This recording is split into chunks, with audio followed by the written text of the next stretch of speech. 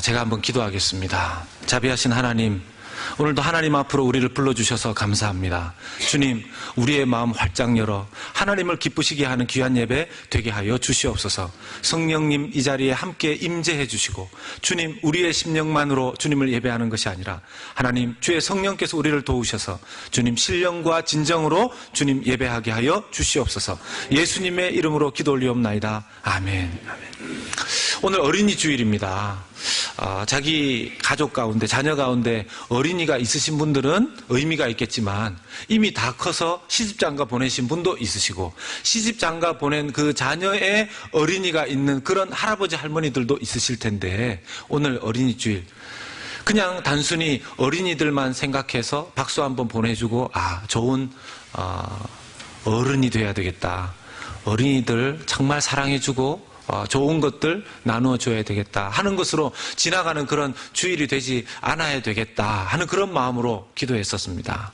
말씀을 묵상하는 가운데 어떤 말씀으로 하나님 우리가 함께 나누면서 하나님 우리에게 들려주시기를 원하십니까? 기도하면서 오늘 이 말라기서 4장 4절에서 6절의 말씀을 함께 나누게 되었습니다.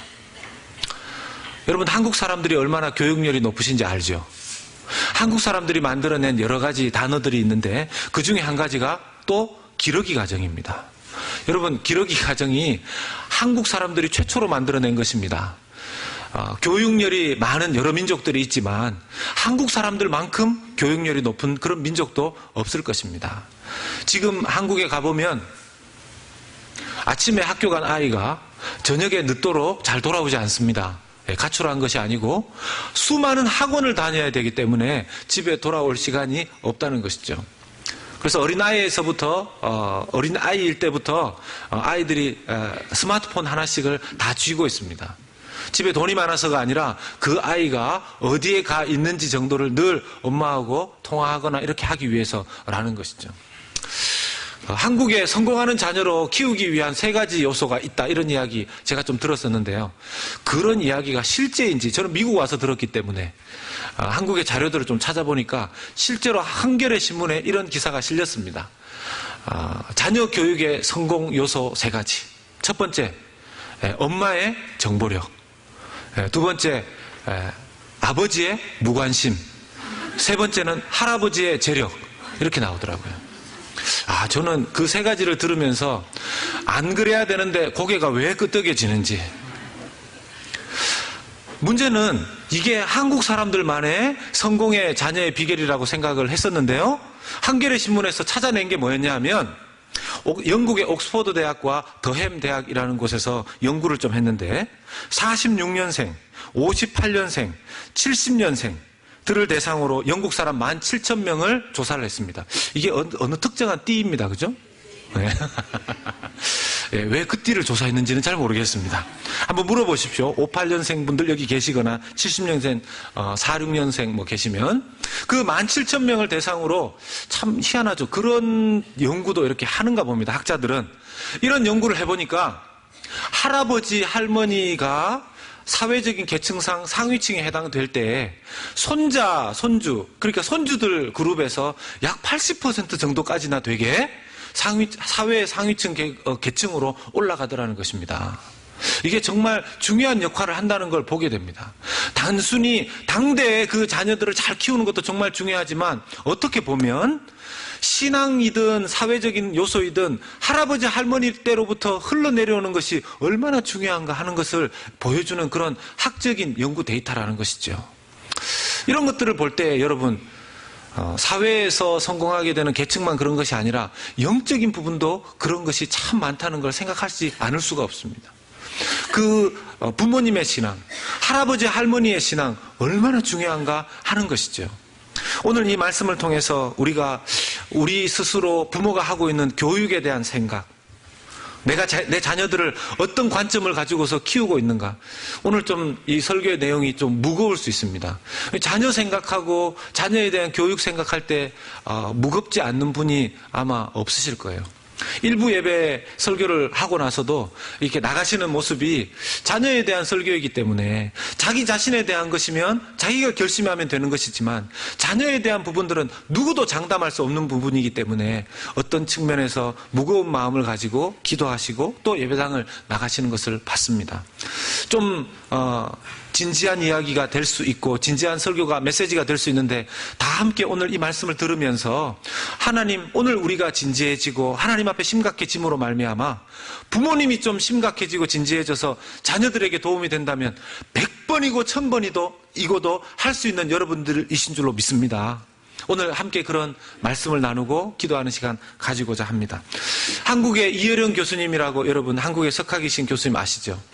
그분이 크리스찬이 최근에 되었습니다. 뭐 최근이라고 하기에는 좀 더 시간이 있었지만 이혜령 교수님이 교육 철학에 대해서 이분의 생각이 바뀐 그런 내용을 그분이 간담회 세미나를 통해서 발표하신 적이 있습니다.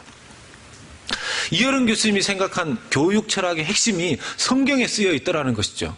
성경에 어떻게 나와 있는 본문이냐 하면 그분이 인용하시기를 마태복음 7장 9절과 10절의 말씀이었습니다. 너희 중에 누가 아들이 떡을 달라 하는데 돌을 주며 생선을 달라 하는데 뱀을 줄 사람이 있겠느냐. 이것이 교육 철학이라는 겁니다. 무슨 뜻입니까? 여러분들은 발견해 내셨습니까? 자녀가 무엇인가를 달라고 할 때 부모가 주는 것이 교육 철학이라는 것입니다. 원칙적으로 자녀들이 어떤 필요를 스스로 말할 때 내가 이것이 필요하다라고 스스로 생각해낼 때에 부모가 자녀에게 그것을 줄 수 있다면 교육 효과가 훨씬 더 뛰어나다는 것이죠. 근데 대부분의 부모들이 심지어 특별히 우리 한국 부모들은 어떻게 합니까? 필요하다는 이야기도 해주지 않았는데도 필요성을 이야기하지 않았는데도 계속해서 해줍니다. 그래서 아침에 나간 그 아이가 학교를 끝내고 나면 음악학원, 미술학원, 체육학원 또 뭐 여러 가지 이렇게 서예학원 그 학원들 4-5코스 지나고 집에 오면 10시, 11시라는 거죠. 자기는 필요하다고 말한 적도 없는데 어떤 분들은 그게 한국에서 그런 교육 방식이 싫어서 미국으로 이민을 오시는 분들도 가끔씩 보게 됩니다. 그런 교육 철학을 그 교수님께서 하시는 걸 보면서 과연 부모들이 자녀들에게 무엇을 기대하기 때문에 그런 교육을 시키려고 하는 걸까요? 예, 당연히 그 자녀들이 이 땅에서 성공적인 삶을 살기를 원하기 때문에 그렇게 투자하는 거 아니겠습니까? 성공적인 삶을 살기를 원하기 때문에. 자녀들 데리고 혈혈단신으로 태평양 건너와서 이민 생활 하시는 분들 중에 내 자녀만 잘 될 수 있다면 내 한 몸 낡아도 부서져도 상관없다. 그런 마음으로 미국 오신 그런 부모님들도 참 많으신 줄로 압니다. 문제는 그렇게 해서 좋은 학교 보내고 성공적인 삶의 자리로 보냈는데 그 자녀가 나중에 부모님 몰라라 하고 부모님 마음 섭섭하게 할 때도 많이 있더라는 것입니다.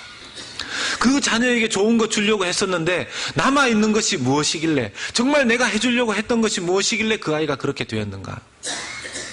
부모가 원했던 성공의 길, 그 자녀들이 그 성공의 길을 비록 가고는 있지만 목표 속에 그 자녀의 머릿속에 그 자녀의 삶 속에 가지게 된 그의 관점은 황제의 삶, 황제의 길.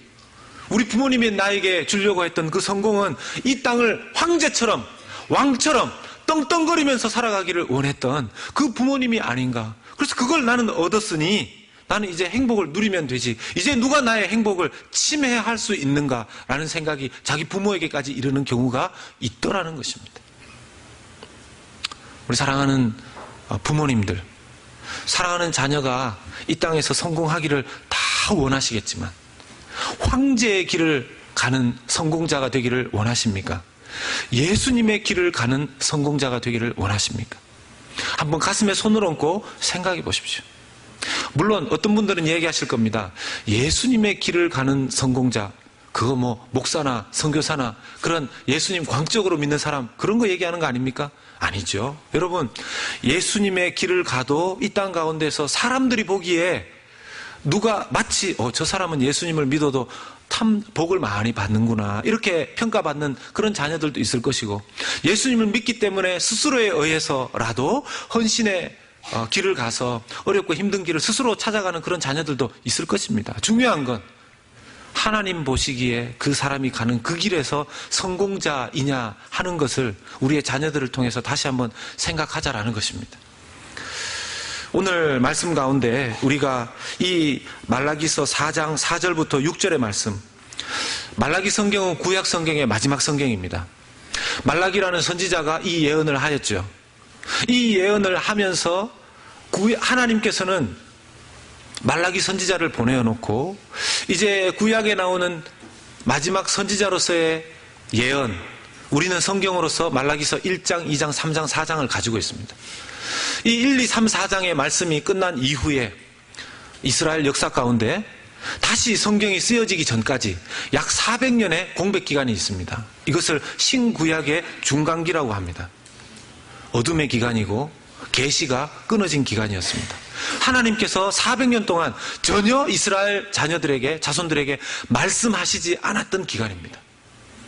여러분, 우리가 신앙생활을 해 나갈 때 우리가 그 말씀에 순종을 하든 하지 않든 하나님의 말씀이 우리의 귀에 들려지는 것이 축복인 줄로 믿으시기를 바랍니다. 이 자리에 오셔서 때로는 졸기도 하시고 집에 그 가스 버너에 불을 켜놨는가 껐는가, 문을 닫았는지 안 닫았는지, 강아지한테 밥을 주고 왔는지 안 주고 왔는지 그런 생각들 때문에 말씀이 때로는 지나갈 때도 있으시겠지만 그럼에도 불구하고 말씀이 선포되는 자리에 계신 것만으로도 하나님의 축복이 여러분들에게 있는 줄로 믿으시길 바랍니다. 제일 무서울 때가 언제입니까? 부모가 잔소리를 할지라도 자녀에게 할 그때가 자녀에게는 축복의 시간이고 부모가 더 이상 자녀에게 아무 말도 하지 않을 그때, 살아계신 부모가 자녀에게 아무 말도 하지 않는다면 그 자녀와 부모의 관계는 끊어진 것이고, 더 안타까운 것은 더 이상 자기에게 그 말을 들려줄 부모님이 생존에 계시지 않을 때 얼마나 우리의 마음 가운데 부모님에게 들려지었던, 부모님이 내 평생에 해주었던 그 메시지가 얼마나 중요했는가가 그때가 되어서야 깨닫게 되지 않습니까? 이스라엘 백성의 영적인 아버지였던 하나님의 말씀이 400년 동안 끊어졌습니다. 도대체 말라기 성경에 무엇을 기록해 놓았길래 400년 동안이나 그 이후에 말씀을 하지 않으신 걸까요? 그 말라기 성경의 가장 마지막 장의 마지막 세 구절입니다. 4절과 5절의 6절이 바로 그 마지막 구절, 세 구절로서 하나님께서 메시지를 던지시고 난 다음에 400년 동안 아무 말씀이 없으셨습니다. 왜일까요? 6절의 말씀에 나오는 것처럼 너희들이 이 말씀에 순종하지 않으면 내가 와서 저주로 그 땅을 칠까 하노라. 하나님의 그 저주는, 하나님이 치신 저주는 다른 것이 아니었고 매질한 것이 아니었고 하나님의 말씀이 더 이상 선포되지 않는 400년 그 저주가 이스라엘 땅에 임했던 것입니다. 오늘 우리가 이 말씀을 보면서 이스라엘의 구약의 세대와 이스라엘의 신약의 세대의 그 끊어진 공백이 저와 여러분들의 가족과 인생에는 없게 하기 위해서 이 말씀을 함께 나누기를 원합니다. 어떻게 하면 세대와 세대가 이어질 수 있는가? 첫 번째, 말씀을 가르쳐야 한다는 것입니다. 우리 4절의 말씀 같이 한번 읽어보겠습니다. 시작. 너희는 내가 호렙에서 온 이스라엘을 위하여 내 종 모세에게 명령한 법, 곧 율례와 법도를 기억하라. 하나님의 말씀을 의미하는 것이죠. 하나님의 말씀이 그 구약의 시대에 자녀들에게 기억되게끔 하나님께서 말씀하셨습니다. 신앙생활을 한다고 하면서 가정에서, 제가 한번 여쭤보겠습니다. 가정에서 자녀들과 함께 성경을 함께 읽어보신 가정. 제가 손을 들라고 하면 좀 분위기가 이상해질 수 있기 때문에 마음의 손을 이렇게 드시면 되겠습니다. 내가 부모로서 자녀들과 함께 성경을 읽어보았습니다. 내가 부모로서 자녀들과 함께 성경을 가르치는 시간을 가져보았습니다. 하는 그런 가정들이 있으시다면 정말 하나님께서 축복하신 가정인 줄로 믿습니다. 만약 그런 시간들이 거의 없었거나 부족했다면 하나님께서 그 대를 이어서 축복하실 그 축복의 많은 부분들을 내가 소홀히 했다라는 것을 이 시간 깨닫게 됩니다. 어느 가정을 지난주에 제가 신방하면서 그 가정도 뭐 하나님을 신실하게 믿는 가정이지만 부모님이 아무 말씀하지 않으시니까 기특하게도 자녀들이 아버지 어머니 이제 우리 한 달에 한 번이라도 가정 예배 드리십시다 이렇게 이야기를 한 겁니다. 참 기특하죠. 그러니까 어른이 안 하니까 이제 아이들 통해서 하나님께서 하시는 겁니다. 이왕이면 우리 부모님들이 그런 제안을 먼저 하실 수 있으면 얼마나 좋겠습니까? 물론 바쁘시죠. 물론 바쁘시죠. 이민 생활하면서 얼마나 바쁘십니까? 네. 그러나 여러분, 자녀들과 함께 예배드리고 성경 읽을 수 있는 그 30분조차 낼 수 없을 만큼 바쁠 수 있을까요? 이게 생각의 차이인 것 같습니다. 깨달음의 차이인 것 같습니다. 저하고 같이 제자훈련을 하셨던 한 집사님이 본인도 일을 하시면서 얼마나 바쁘신지 주일까지도 예배드리시고 가셔서 일을 하시고 하셨어야 됐는데 그 두 참 어린 자녀가 있었는데 그 자녀들 얼마나 예쁩니까? 또 여름 방학이 되면 놀게 해줘야 되니까 방학이 되고 베케이션만 되면 아빠는 돈 벌 테니까 엄마하고 너희 둘이는 여행을 가라. 그렇게 해서 꼭 뭐 일주일도 또 2박 3일도 3박 4일도 이렇게 보내줬는데 은혜를 깨닫고 나서 보니까 이 신앙을 자기가 자녀들에게 뭔가 전해줘야 하는데 시간을 보내줘야 하는데 아이들이 자기들과 안 친하다는 걸 알게 된 겁니다. 그래서 그가 미국에 온 지 최초로 그 가게를 잠깐 누군가에게 맡기고 2박 3일 동안 같이 살고 계시는 장모님 장인어른 하고 같이 부모님과 함께 아이들 데리고 캠핑 장비가 없으니까 그냥 냄비, 그냥 숟가락, 젓가락 실어서 캠핑을 떠난 겁니다. 캠핑을 떠나서 밤에 같이 이렇게 잠자고 누워서 그 초등학교 다니는 아들이 아버지에게 하는 얘기가 아빠하고 같이 나와서 누워서 별 보니까 너무 좋아. 너무 좋아. 그런 이야기를 하는데 이 집사님 가슴에 눈물이 울컥 나오는 거죠. 여러분, 아버지가 바쁜 거 아니까 엄마라고 그냥 당신이 애들 데리고 놀다 와 라고 말할 때 아빠하고 같이 갔으면 좋겠다고 생각하는 그런 아내가 없겠습니까? 다 그런 생각을 하죠. 근데 바쁘니까 남편 힘들게 하면 안 되겠다고 생각돼서 그렇게 마다했지만 깨닫고 나서 보니까 그 시간이 얼마나 중요한 시간인지 나중에 알게 된 것이었습니다. 말씀을 가르칠 수 있는 시간 그렇게 많지 않습니다. 여러분, 말씀을 잘 가르치는 그런 일들, 때로는 이런 생각들도 하시죠. 목사님 그래도 저는 잘 못하지만 교회에서는 잘 하지 않습니까? 좋은 선생님 계시니까 또 목사님 전사님의 설교 들으니까 여러분 어떤 설교 듣는지 물어보셔야 됩니다. 선생님하고 어떤 그 주일학교 오늘 공부했는지 물어보셨어야 합니다. 그렇지 않으면 그 아이가 무슨 공부를 하는지 무슨 말씀을 들었는지 체크할 수 있는 방법이 없죠. 도리가 없죠. 그래서 여러분 주일학교, 좋은 주일학교 보내야 합니다. 이렇게 얘기하니까 우리 교회가 좋은 주일학교인가? 다른 교회 알아봐야 되는가? 제가 어제 이제 이 말씀을 준비하면서 가족들 앞에서 제가 이 오늘의 설교를 좀 했었어요. 그러니까 아이들은 웬일로 아이들이 이 설교를 들으면서 참 아빠 요즘 걔들이 왜 그런지 잘 모르겠어요. 그 말씀 들으면서 자기들도 반성이 된다는 겁니다. 근데 제가 이 부분 메시지를 하니까 아내가 저한테 하기를 여보 그 설교 괜찮겠어요? 우리 교회 좋은 주일학교 맞습니까? 이렇게 묻는 거죠. 제가 이 설교를 하는 이유는 어디 좋은 데 주일학교 찾아서 자녀들 데리고 가라는 뜻이 아니고 뭐죠? 우리 교회에 그런 주일학교 만들어야 된다는 뜻입니다. 우리 교회 교사들, 그런 교사들로 하나님 앞에 세울 수 있도록 우리가 노력하고 애써야 한다는 것입니다. 여러분, 2층 교육부 그 교실에 한번 가보셨습니까?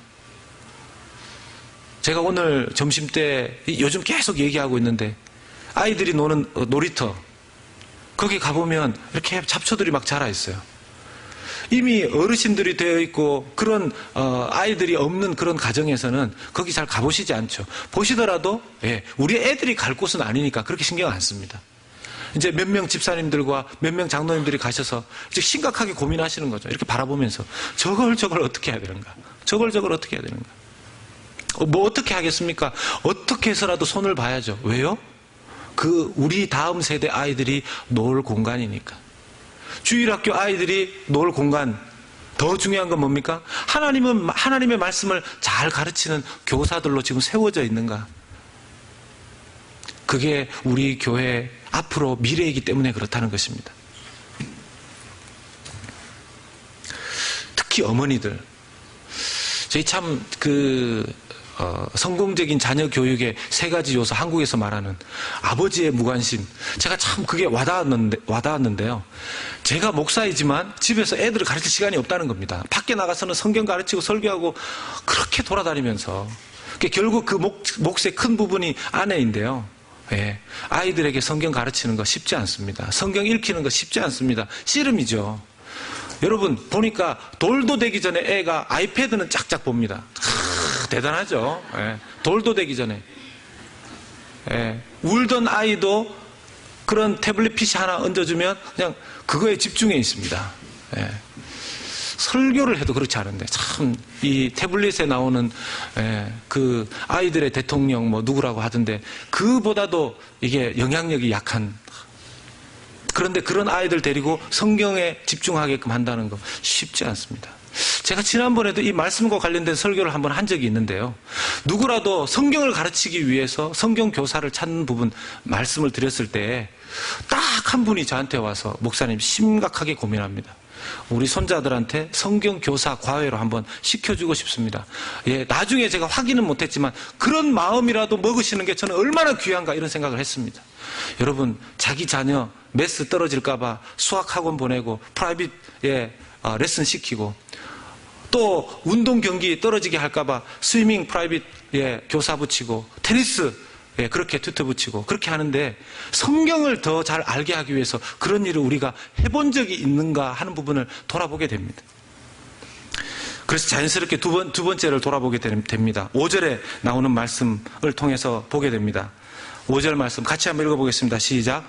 보라, 여호와의 크고 두려운 날이 이르기 전에 내가 선지자 엘리야를 너희에게 보내리니. 여러분, 여호와의 크고 두려운 날 언제를 말하겠습니까? 종말이죠. 주님 다시 오시는 날. 사람들이 살아가면서 참 크게 착각하는 것 중에 하나가 자기는 오늘 괜찮을 거라는 겁니다. 자기는 내일 괜찮을 거라는 겁니다. 그래서 내가 오늘 저축하고 내가 1년 동안 이번 1년에 세운 이 계획이 올해의 결과로 열매로 나올 때는 어떤 모습으로 내가 내년을 준비할 것인가 이런 계획들을 계속 세웁니다. 나에게 내일 종말이 있을지 오늘 종말이 있을지 우리 자녀들에게는요. 2004년 12월 26일 날 동남아시아 쪽에서 큰 쓰나미가 그 나라를 덮쳤었습니다. 그게 여러 방송에서 방영이 됐어요. 여러분 바로 코앞에 자기 자녀가 있는데 그 리조트 그 놀기 좋은 그 땅에서 아버지와 아이들이 놀고 있는데 부모가 그 품에 안고 있는 아이 말고 저쪽 편에서 놀고 있는 그 아이를 눈앞에 뻔히 보고도 그 쓰나미가 올 때 건져내지 못하는 겁니다. 한 번만에 서로 작별 인사를 할 시간적 여유도 없이 가족들이 거기에서 헤어져 버렸습니다. 크고 두려운 날이 우리에게 임하기 전에 여러분 그것이 이 세상 지진과 이 세상의 개인적인 우주적인 종말일 수도 있지만 여러분 영적인 쓰나미는 어떻습니까? 오늘날의 영적인 쓰나미도 문화라는 틀을 가지고 여러분 자살에 대해서 음란에 대해서 폭력에 대해서 교만에 대해서 물질에 대해서 동성애에 대해서 문화라는 틀을 가지고 우리가 자녀들을 지켜줄 수 있는 그런 시간들이 없을 때에 쓰나미와 같이 우리 아이들을 덮칩니다. 어떻게 건져낼 수 있습니까? 어떻게 지켜낼 수 있습니까? 24시간 그 아이들을 돌볼 수도 없고 어느 때가 되면 우리의 손을 우리의 품을 벗어나는 그 아이들인데 그 때가 되기 전에 하나님 앞에 하나님의 마음 예수 그리스도를 영접하게 하는 그 일이 반드시 우리 자녀들에게 있게끔 우리가 기도하고 노력해야 될 것입니다. 오늘 이 5절의 말씀에 보면 그 크고 두려운 날이 오기 전에 엘리야를 너희에게 보낼 것이다. 여러분, 엘리야가 했던 일이 무엇입니까?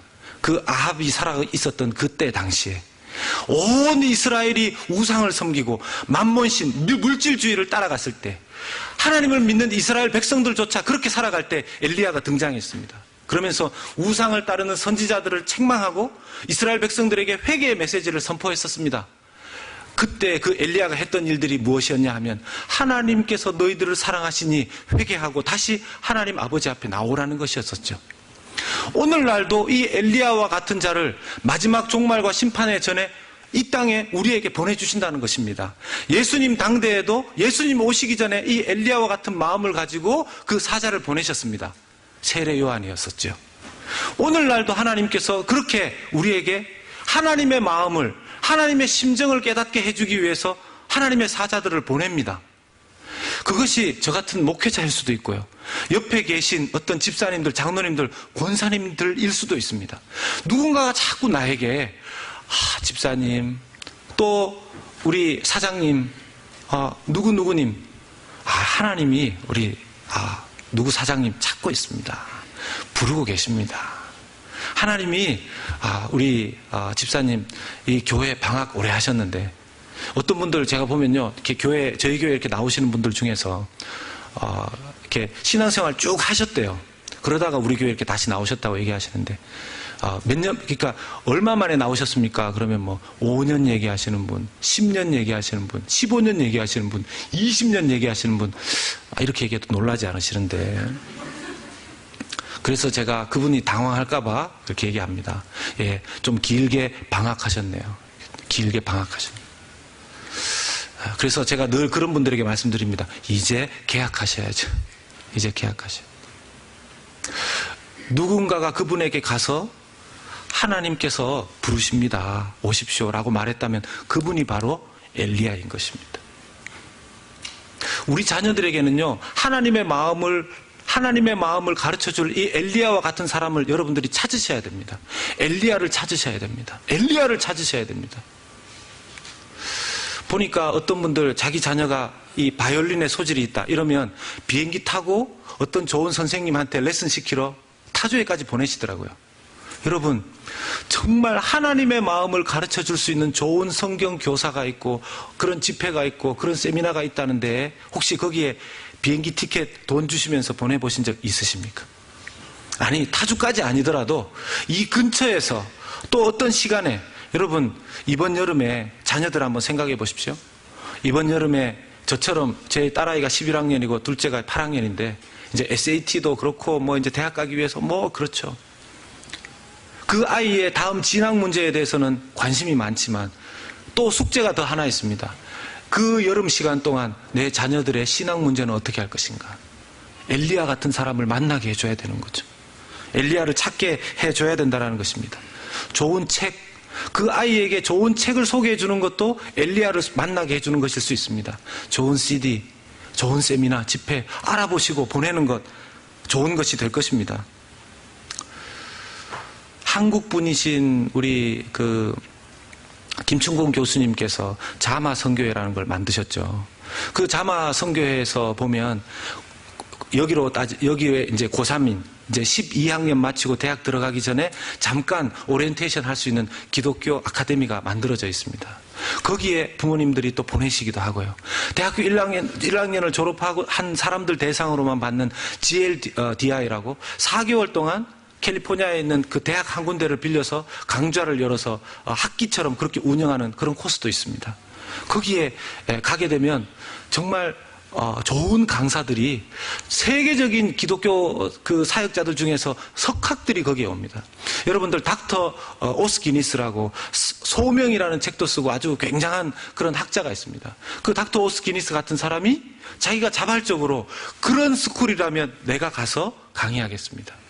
책으로 만나기도 어려운 그분이 직접 와서 그 다음 세대 아이들에게 강의를 해줍니다. 그 아이들이 그런 강의를 듣고 어떻게 되겠습니까? 기독교적인 세계관을 가지는 것이죠. 세상적인 세계관으로 자기도 모르는 사이에 황제의 길을 걷기 위해서 공부하고 취직하고 직장생활하는 그 아이에게 그러면 안 되고 예수님의 길을 걸어가는 성공자로 살기 위해서 어떻게 해야 되는가, 그걸 가르쳐주는 그런 시간들을 가지게 된다는 것이죠. 그 장소가 바로 엘리야를 만나는 시간이 아니겠습니까? 우리 주변에도 그런 엘리야를 우리도 찾을 수 있겠죠. 세 번째로는 부모와 자녀의 마음이 연결되어야 한다는 것입니다. 6절의 말씀입니다. 같이 읽겠습니다. 시작. 그가 아버지의 마음을 자녀에게로 돌이키게 하고 자녀들의 마음을 그들의 아버지에게로 돌이키게 하리라. 돌이키지 아니하면 두렵건대 내가 와서 저주로 그 땅을 칠까 하노라 하시니라. 하나님께서 부모의 마음을 자녀에게로, 자녀의 마음을 아버지에게로 그렇게 돌이키고 서로 마음과 마음이 이어지기를 원하십니다.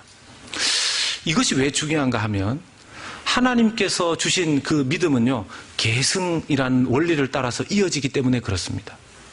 특히 부모님에게서부터 이어받는 신앙이 굉장히 중요합니다. 저같이 제 당대의 예수를 믿은 사람의 경우에 제가 가지는 기독교적인 세계관과 또 생활 환경을 통해서 얻게 되는 신앙의 어떤 부분에 한계가 있습니다. 근데 하나님께서 저에게 베풀어 주신 큰 축복이 제 그 아내의 그 가정이 아주 믿음이 좋은 몇 대째 신앙의 가정이고, 또 제가 사역하는 그 기간 동안 제가 저희 처갓집에 한동안 좀 머물게 되었습니다. 저희 처갓집은 매일 가정 예배를 드리는 곳이에요. 뭐 예외가 없습니다.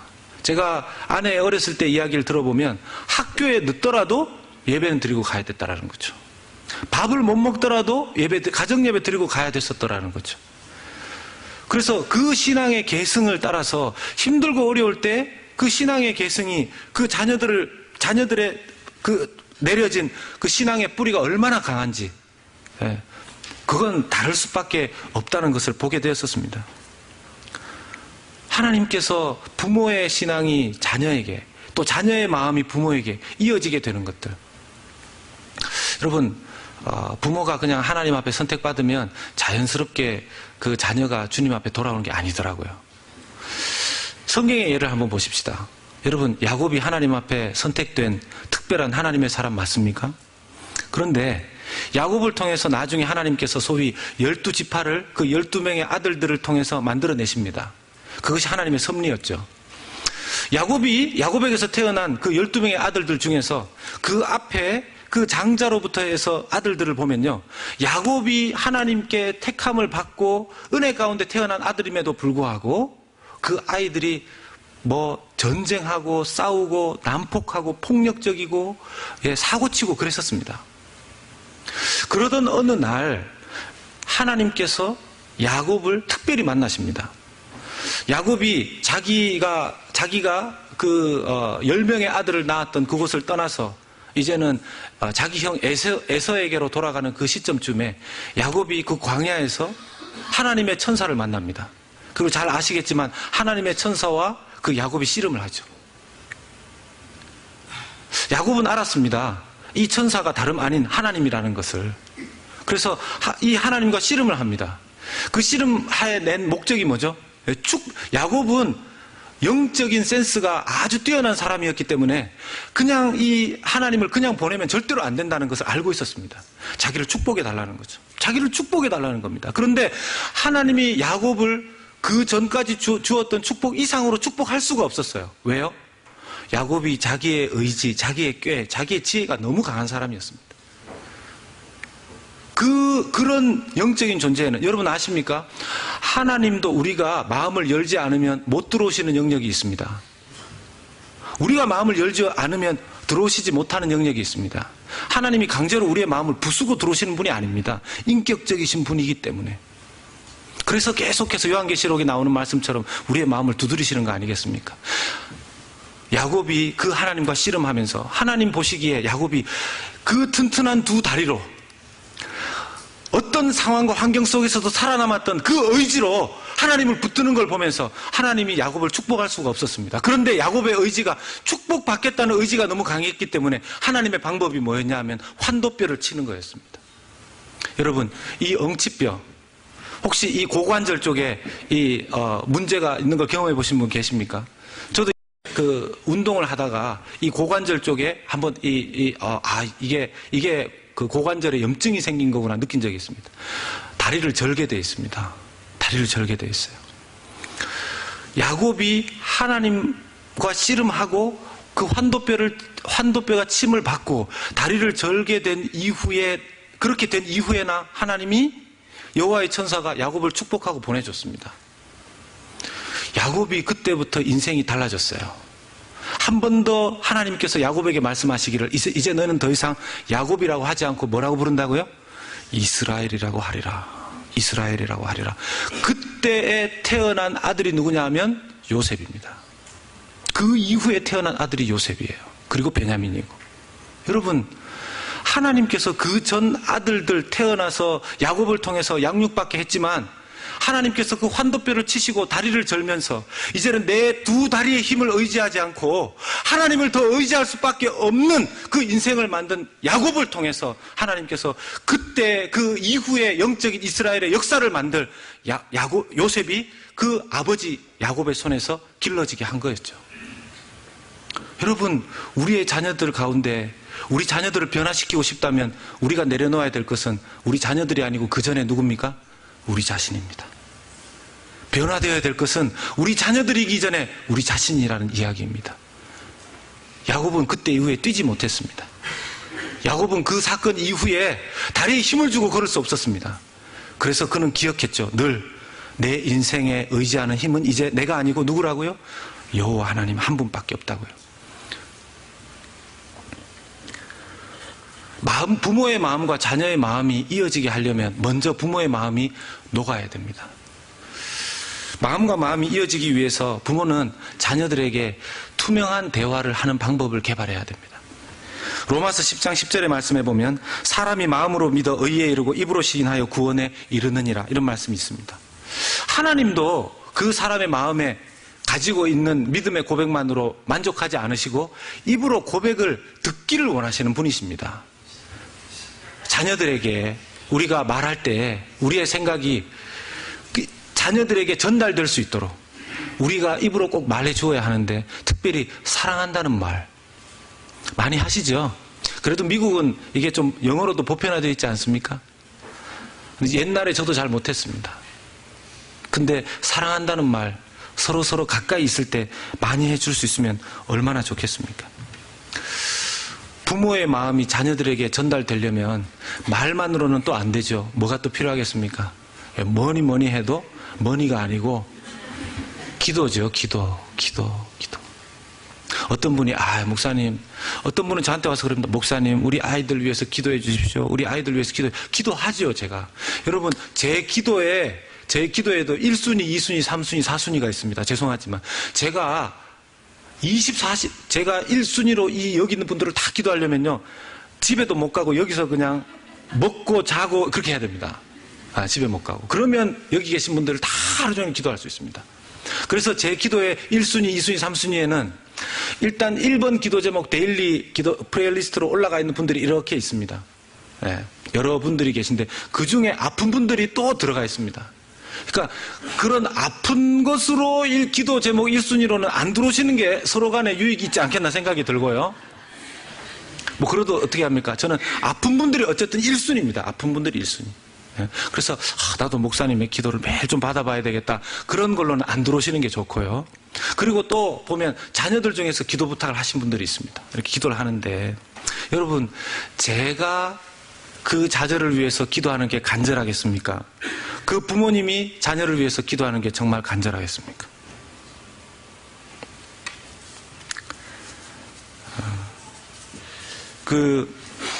미국에 기도하는 엄마들이라는 선교단체가 있더라고요. 미국에는 선교단체 이름도 참 많습니다.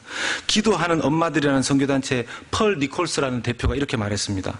당신이 당신의 자녀를 위해 기도하지 않는다면 누가 기도할 것인가? 여러분, 아주 냉정하게 생각해 보십시오. 당신이 당신의 자녀를 위해서 기도하지 않는다면 누가 당신의 자녀를 위해서 기도할 것인가? 누가 열렬하고 끈질긴 기도로 어둠을 물리칠 것인가? 자녀를 지켜내기 위해서 열렬하고 끈질긴 기도를 해줄 수 있는 최고의 사람은 이 김 목사가 아니고 바로 그 어머니, 바로 그 아버지라는 것입니다. 어머니들 부담되십니까? 누구도 이 부담에서 예외일 수도 없고 면제일 수도 없지요. 면제일 수도 없습니다. 신앙생활 잘 하시는 분들 가운데에서도 기도를 했는데 하나님, 자녀들이 안 변합니다. 자녀들이 영적인 철이 안 듭니다. 이런 분들이 계시죠. 미가서 1장, 아모스서 7장 5절의 말씀 보겠습니다. 이에 내가 이르되 주 여호와여 청하건대 그치소서. 야곱이 미약하오니 어떻게 서리이까. 아모스 선지자가 이스라엘을 위해서 하는 기도입니다. 야곱이, 이스라엘이 아직 미약합니다. 하나님 치지 마십시오. 버리지 마십시오. 우리 자녀들이 부모님에 대해서 신앙 가운데 하는 고민이 하나 있습니다. 믿지 않는 부모님에 대해서. 뭡니까? 하나님, 저만 천국 가면 안 됩니다. 우리 부모님 천국 가게 해주십시오. 나중에 부모님이 그 영의 세계 입구에서 우리를 향해서 아들아, 너만 천국 가냐? 라고 말씀하신다면 얼마나 불효겠습니까? 근데 오늘은 반대입니다. 만약 부모님은 그렇게 신앙생활 잘하시고 어느 날 자녀가 엄마 혼자 천국 가? 이런 얘기가 아무에게도 일어나지 않기를 바랍니다. 마지막으로 이 얘기 하나 드리고 마치려고 합니다.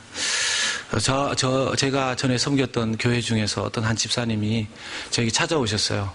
자기 아들이 둘이 있는데 특별히 둘째 아들 더 귀여워하고 예뻐했는데 이 아들이 자기의 기대와 다르게 고등학교에서 큰 이렇게 이제 잘못된 길로 간 겁니다.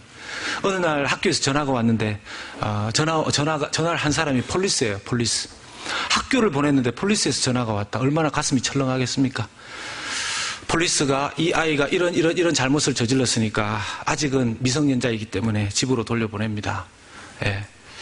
근데 그 아이에게 이미 자기 부모님들이 모르는 사이에 이미 어느 정도 사고를 친 수준이 깊어졌기 때문에 이게 쉽게 아이가 바뀌기 어려운 그런 경험들을 하고 있었습니다. 그 집사님이 저한테 기도 제목을 부탁하면서 목사님 바뀌어져야 되는데요. 기도를 하기 시작했는데 하나님께서 첫 번째로 만지기 시작한 것은 그 자녀가 아니었고 부모님이었습니다. 아버지였었어요. 아버지가 신앙생활을 하시던 분이었습니다. 그런데 어떻게 된 영문인지 이 아버지가 자꾸 하나님께서 말씀을 들을 수 있는 또 다른 집회로 또 다른 기도의 자리로, 그래서 하나님께서 이 아버지를 계속 깨시는 거예요. 깊이 회개하게 하시고 하나님 앞에 영적으로 새로워지게 하시고 이때까지 했던 신앙생활들 내려놓고 하나님 앞에 달라지게 하시는 겁니다. 눈물로 기도하는 시간을 이 아버지로 하여금 보내셨다가 이 아버지가 회복된 첫 번째 사람은 또 그 아들이 아니라 부부의 관계였었습니다. 부부가 함께 기도하기 시작한 거죠. 부부가 함께 기도하기 시작한 이후로 이 아들에게 변화가 조금씩 일어나기 시작했습니다. 여러분 아시겠지만 이 세상 가운데에서 어떤 먹지 말아야 될 것들을 먹고 그렇게 한 그 흔적들은 쉽게 그렇게 없어지는 게 아닙니다. 그래서 우리가 영화나 드라마 보면 해피엔딩으로 금방 넘어가지만 그 회복은 시간이 꽤 오래 걸리죠. 한 번은 이 남자 집사님이 아들을 들쳐업고 교회로 왔어요. 교회로. 그때 애가 거의 발작을 하고 막 넘어지고 쓰러지고. 아니, 집사님 병원으로 데리고 가셔야지. 저한테 교회로 오면 어떡하십니까? 병원으로 가면 병원에서 아무것도 해줄 수 있는 게 없다는 겁니다. 그래서 교회로 왔다는, 그래서 교회 기도실 문 닫아놓고 그 아이가 이리저리 괴로워하면서 비명 지르는 걸 그 아버지와 아들은 옆에 앉아서 같이 기도하면서 보는 겁니다. 저와 함께 기도하면서. 나중에 힘이 다 빠지고 우리가 함께 계속해서 기도하다 그 아이의 힘이 다 빠져서 이제 축 늘어진 그 아들을 부축해서 집으로 갑니다. 그 뒷모습을 보면서 제가 다시 기도하러 들어가서 기도할 수밖에 없는 거죠. 하나님, 언제쯤 저 아들을 회복시켜 주시겠습니까? 근데 이전 같았으면 그 아버지가 아들에게 야단치고 혼내고 그렇게 해서 너 정신 차려라. 근데 그렇게 해서 정신이 차려집니까? 아버지가 이제는 눈물로 아들을 부축해서 기도하면서 데리고 다니는 거죠.